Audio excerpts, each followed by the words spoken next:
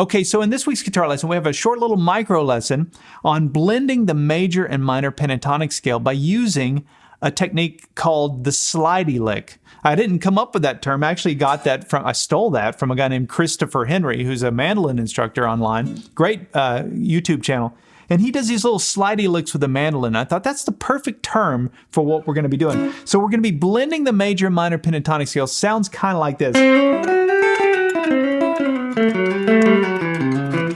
You can see these little slides. And there's a lot of cool things you can do with this once you understand how to do it. And we're going to relate it all back to one note to make it super easy. If you can find one note, you can do that whole thing, and then you can apply it to your playing. So in this video, we'll go through all the instructional material. I do have some extras for this. I have an MP3 jam track and also a little sort of song, little lead that I sort of tabbed out so that you can practice that if you want something a little more specific that uses the jam track. I'll play that at the end of this video. But you can get those things if you're interested by going to activemelody.com and just do a search for ML105. Okay, so let's talk about this slidey lick. And you can bend too, by the way. You don't have to slide. There's a lot of cool stuff with this.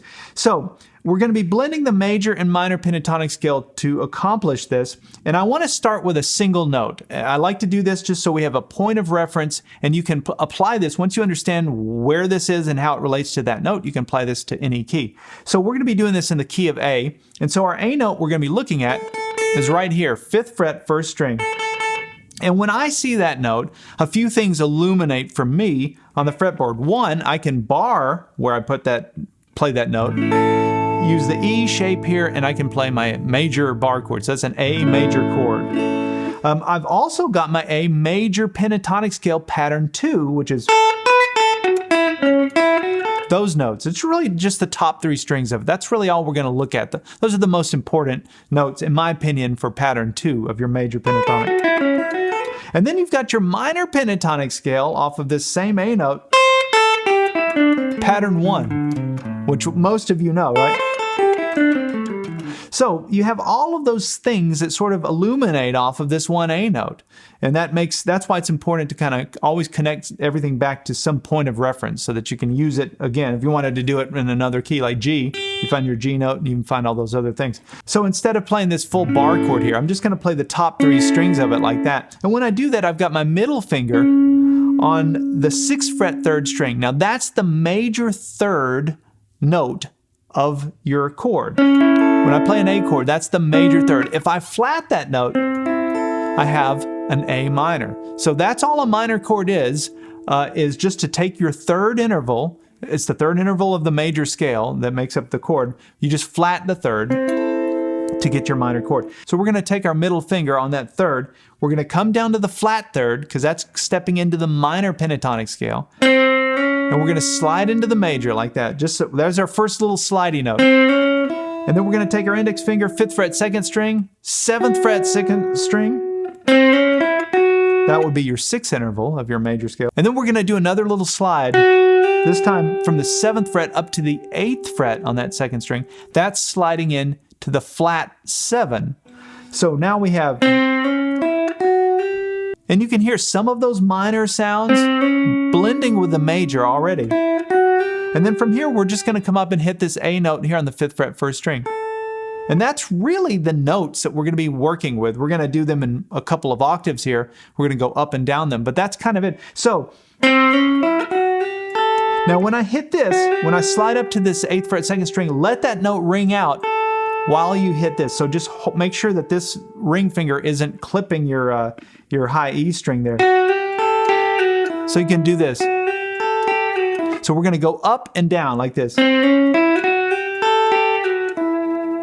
right, so even if you get nothing else, that's a pretty cool lick that you can apply to your playing that's blending the major and minor pentatonic.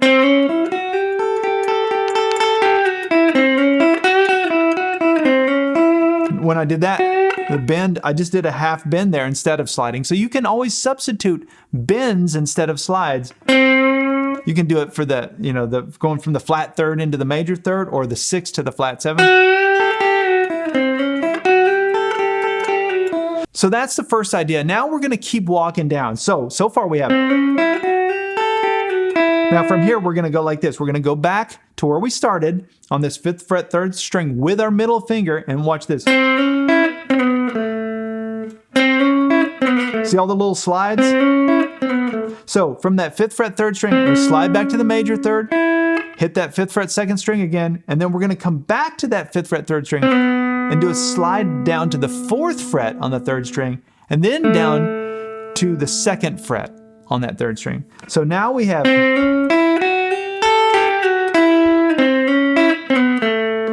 That's the lick so far. Now the note I landed on is another A note. So it's just an octave lower. So this is an A note and this is an A note. So what's cool about this is if I look at this A note and I look at that flat 7, that little lick that we played up here, I've got the same thing down here. Look at this. It's actually in the same positioning and everything. So this, letting those two notes ring out and create that dissonance, I've got it down here. So now we've got 2 octaves of it. I'm going somewhere with this. Just trust in the process here. So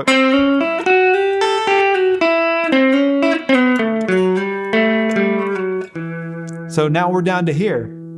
All right, so I came down to the 2nd fret 4th string, and from here we're going to close it out with this.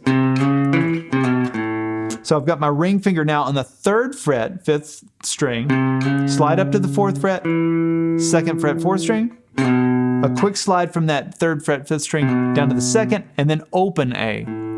So like this. And this is the same as what we did at this, up here at the very beginning of this. The only difference is there's an offset. Remember when you're dealing with a guitar, the 3rd string is tuned a little different. So we have to just compensate for that by coming up a fret. And that's why this lick looks a little different in relation to this A note versus this, because this one is, set back a fret. So anyway, I think you understand what I'm saying there. So let's take a look at that whole slidey lick concept now. We're going to start on this 5th fret 3rd string, and I'm going to play it with a little bit of a rhythm. So I'm just going to count it in 1 and 2 and 3 and 4.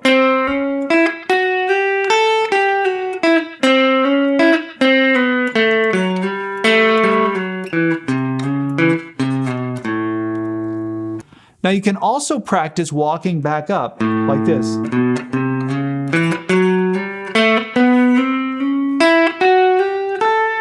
Let me do that again.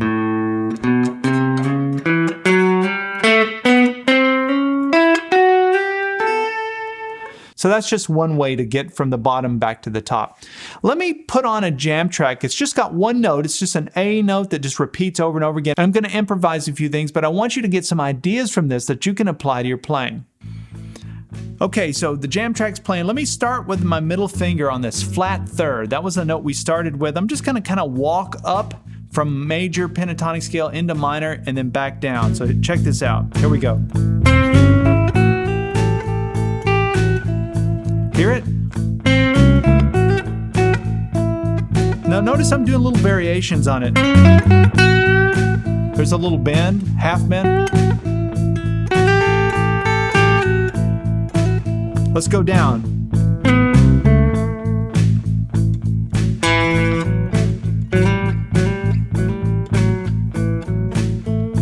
Check this out.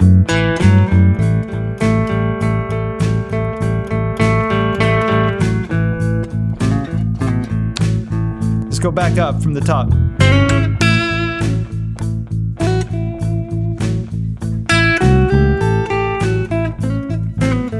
See these little slidey licks, how they work?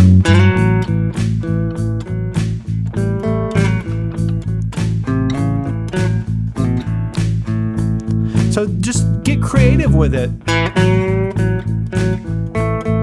And remember this, so here's another little takeaway. You've got your major pentatonic scale down here, pattern 1, right? So work some of these licks into that. So you've got, look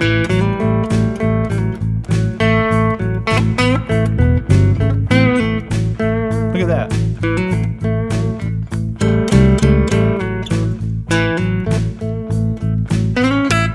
And then up Up here, you've got your minor pentatonic scale, pattern 1. And you got this little major pentatonic scale box right here. Little slides.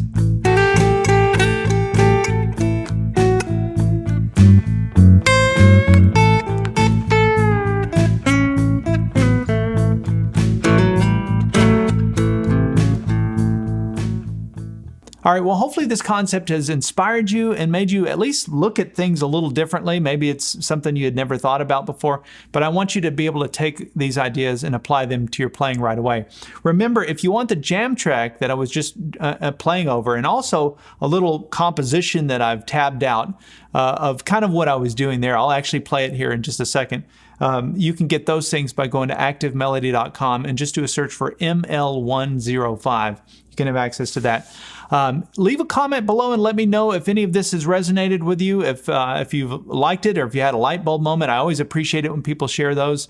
And if any of it's confusing, let me know that as well, because I'd like to clear it up. I do read through all the comments. All right, we'll see you in the next video.